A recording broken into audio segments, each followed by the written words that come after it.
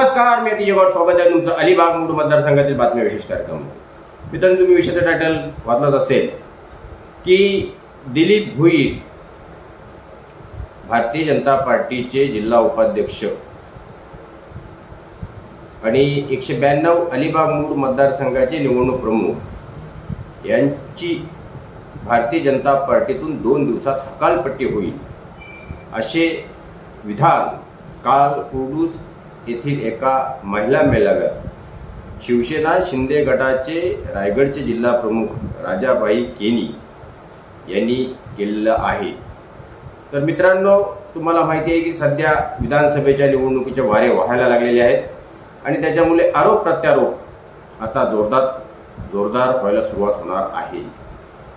मित्रांनो, खऱ्या अर्थाने अलिबाग मूळ मतदारसंघामध्ये सध्याचे विद्यमान आमदार महेंद्र दळवी, शेकापकडून चित्रलेखा पाटील आणि अपक्ष म्हणून छोटम शेठ ही नावं चर्चेत आहेत. सध्या मित्रांनो, तुम्हाला चांगल्या पद्धतीने माहिती आहे की छोटम शेठ हे सध्याचे विद्यमान आमदार आहेत महेंद्र दळवी. हे दोघं युतीमधील पक्षाचे नेते जरी असले तरी त्यांच्यामध्ये वादविवाद होत असतात. दोघांचं अजिबात पटत नाही. कितीतरी मुलाखती घेऊन मी त्यांना त्या बाबतीत प्रश्न विचारलेले आहेत, तुम्ही ते ऐकलेही असतील. मित्रांनो, युतीतून जी जागा आमदार महेंद्र दळवी यांना मिळणार आहे आणि जर छोटम शेठ अपक्ष राहिले तर निश्चितच मतांचं विभाजन होईल आणि मतांचं जर विभाजन झालं तर त्याचा फटका आपल्याला बसू शकतो, हे आमदार महेंद्र दळवी यांना सुद्धा माहिती आहे. त्याच्यामुळे ह्याच्या अगोदर सुद्धा शिवसेना शिंदे गटाचे जे नेते आहेत त्यांनी छोटम शेठ यांच्यावर टीका केलेली आहे. मागे आपण पाहिलं की हरिजन हॉलमध्ये एक कार्यक्रम झाला आणि त्याच दिवशी आदिवासी दिन सुद्धा होता. शिवसेना शिंदे गटाचा हरिजन हॉलमध्ये कार्यक्रम होता आणि त्यावेळेला सुद्धा राजा केनी यांनी छोटम शेठ यांच्यावर जाहीरपणे टीका केली होती की सध्या जे काही शिवसेना शिंदे गटातून भाजपमध्ये छोटम शेठ प्रवेश घेत आहेत ते माकड चाली त्यांनी बंद करायला पाहिजे. आणि लगेचच त्याला उत्तर देताना संध्याकाळच्या कार्यक्रमामध्ये आदिवासी दिनाच्या कार्यक्रमामध्ये छोटम शेठ यांनी राजाबाई केनी फाड खाऊ आहे अशा पद्धतीच्या राजाबाई केनी यांच्या आरोपाला लगेच प्रत्युत्तर दिलेलं होतं. मित्रांनो, त्या गोष्टीला आता भरपूर काळ गेलेला होता आणि काल कार्यक्रमानिमित्त राजाबाई केनी यांनी पुन्हा एकदा अशा पद्धतीचं सूचक विधान केलेलं आहे की 2 दिवसात त्यांची पक्षातून हकालपट्टी होईल. मित्रांनो, कित्येक महिने आपण ही गोष्ट ऐकत असाल की छोटम शेठ हे पक्षाच्या विरोधात काम करत असल्यामुळे त्यांची पक्षातून हकालपट्टी होईल. परंतु छोटम शेठ यांना ज्यावेळी मी ह्या गोष्टी विचारतो की तुम्ही तुमचे मित्र पक्ष असलेल्या शिंदे गटाचे पक्ष प्रवेश करून घेताय, त्यावेळेला छोटम शेठ यांनी सांगितलं की कुठल्याही पक्षाला पक्ष वाढवण्याचा अधिकार आहे, त्याच्यामुळे मी माझा पक्ष वाढवतोय, ह्याच्यामध्ये काय वाईट आहे. तर मित्रांनो, अशा पद्धतीने त्यांनी एक सेफ विधान तिथे केलेलं आहे. परंतु आता निवडणुका जवळ आल्यात आणि छोटम शेठ यांच्याकडे मित्रांनो मी त्या दिवशी मुलाखत घ्यायला गेलो होतो. तर अलिबाग मूळ मतदारसंघातून सर्व मतदार सकाळपासून संध्याकाळपर्यंत रांगा लावून असतात. त्याच्यामुळे निश्चितच त्याचा फटका आमदार महेंद्र दळवी यांना जोरदार बसू शकतो आणि हे सर्व शिवसेना शिंदे गटाच्या कार्यकर्त्यांना ज्ञात आहे. त्याच्यामुळे भारतीय जनता पार्टीतून लवकरात लवकर दिलीप भोईर उर्फ छोटम शेठ यांना बाजूला करायला पाहिजे आणि अशा पद्धतीचं ते विनंती सुद्धा भारतीय जनता पार्टीच्या सर्वोच्च नेत्यांना करत असतील. परंतु मित्रांनो, एक आदिवासी नेता जो भारतीय जनता पार्टीमध्ये शेतकरी कामगार पक्षाला सोडून आलेला आहे, त्या आदिवासी नेत्याला पक्षातून काढणं कितपत योग्य आहे हे भारतीय जनता पार्टीसाठी सुद्धा तेवढंच टेन्शन आहे. कारण की मित्रांनो, जर का एक पक्षाच्या आदिवासी नेत्याला पक्षातून बाहेर काढलं तर त्याचे बेकार पडसाद हे अलिबाग मूळ मतदारसंघामध्ये उमटू शकतात. याचा फटका भारतीय जनता पार्टीला बसू शकतो. म्हणून मित्रांनो, एवढ्या दिवस छोटम शेठ यांच्यावर कुठलीही कारवाई झालेली नाही आहे. त्यांच्यामध्ये मी माझ्या पक्षाचं काम करत आहे.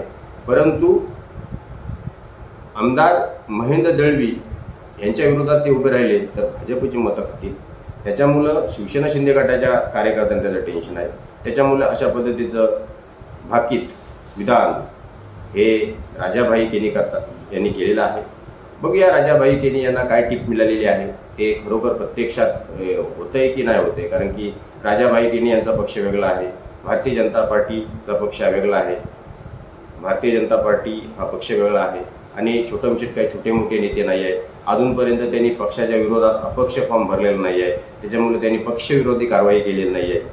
मित्रांनो, अशा पद्धतीच्या सगळ्या गोष्टी आहेत. आणि मागे झालेल्या एका भारतीय जनता पार्टीच्या कार्यक्रमामध्ये त्यांनी भारतीय जनता पार्टीकडून मला जागा मिळायला पाहिजे अशी विनंती सुद्धा केलेली होती, परंतु ती मागणी भारतीय जनता पार्टीच्या नेत्यांनी फेटाळली. त्याच्यामुळे मित्रांनो, ह्या अशा गोष्टी होत राहतील. भाषणामधून कोणी काही टीका करू शकतो. आता मागे सुद्धा काही गोष्टी भाकीत राजाबाईंनी यांनी केलेलं होतं, ते काही सत्य झालं नाही. आता काल पण त्यांनी एक भाकीत केलेलं आहे, ते तरी सत्य होतं हे काय बघूया. नाहीतर मग उगाचच त्यांनी लोकांचं लक्ष वेधण्यासाठी अशा पद्धतीचं स्टेटमेंट केलं आहे असं आपण समजू. परंतु अलिबाग मूळ मतदारसंघातील ही महत्त्वाची बातमी आहे. खरोखरच जर छोटमशेट यांच्यावर 2 दिवसांमध्ये जर कारवाई होत असेल, पक्ष त्यांची हकालपट्टी करत असेल राजाभाई केनी यांच्या म्हणण्यानुसार, तर ती बातमी म्हणून तुमच्यापर्यंत पोहोचावी म्हणून एक छोटासा व्हिडिओ बनवला मित्रांनो. बाकी याच्यामध्ये सांगण्यासारखं अजून काही नव्हतं. येणाऱ्या कार्यकालामध्ये छोटमशेट हे तर अपक्ष उमेदवार असणारच आहेत, परंतु ते उमेदवारी अर्ज भरण्याच्या अगोदर पक्ष त्यांची हकालपट्टी करतोय काय ते सुद्धा पाहणं महत्त्वाचं ठरणार आहे. कारण की या दसऱ्याच्या नंतर आचारसंहिता लागणार आहे. हकालपट्टी करू नाही तर नाही करू या गोष्टीला आता काही जास्त अर्थ राहिलेला नाही. छोटमशेट यांच्याकडे लोक पक्ष म्हणून न बघता एक व्यक्ती म्हणून जात आहेत. या सगळ्या गोष्टी अलिबाग मूळ मतदारसंघातील जनतेला ज्ञात आहेत. त्याच्यामुळं भारतीय जनता पार्टीमध्ये छोटमशेट गेले तरी सुद्धा त्यांना जागा मिळणार नव्हती, परंतु छोटमशेट यांनी एक मोठा पक्ष हाताशी धरून त्याच्यामध्ये प्रवेश केल्यामुळे त्यांना अतिशय लवकर प्रमाणामध्ये त्या पक्षाच्या माध्यमातून लोकप्रियता मिळाली आणि त्याच्यामुळे त्याला कमी वेळामध्ये त्यांनी आपले जर उमेदवार असलो तर त्यांनी मतदार तयार केले आणि त्याचा फायदा त्यांना भारतीय जनता पार्टीच्या माध्यमातून निश्चित झालेला आहे. ते पक्षात आता असो नसो काही फरक पडत नाही, कारण की लोकांच्या रांगा मतदारांच्या रांगा त्यांच्या घरापर्यंत आता जायला लागलेले आहे. त्याच्यामुळे पक्ष असो किंवा नसो या गोष्टीचा आता त्यांना काही फरक पडलेला नाही आहे. 2019मध्ये ज्या पद्धतीने आमदार महेंद्र दळवी यांच्याकडे मतदार एवढ्या प्रमाणात जायचे की मी त्यांची मुलाखत एकदा गेलेलो तर सकाळी गेलेलो तर संध्याकाळी 6ला मुलाखत भेटलेली, एवढी त्यांच्याकडे रांगा होत्या असायच्या. आता सुद्धा मित्रांनो तशीच परिस्थिती छोटमशेट यांच्याकडे पाहायला मिळते. त्याच्यामुळे छोटमशेट हे कशा पद्धतीने आमदार महेंद्र दळवीसारखी एक बेकार फॅक्टर ठरतील हे आपल्याला निवडणुकीच्या निकालानंतरच कळेल. येणाऱ्या कार्यकालामध्ये अशा पद्धतीचे अपडेट मी तुमच्या समोर घेऊन येतच राहील. मित्रांनो, इथेच थांबतो. जर कमेंट असेल लाईक करा, शेअर करा, सबस्क्राईब करा. धन्यवाद.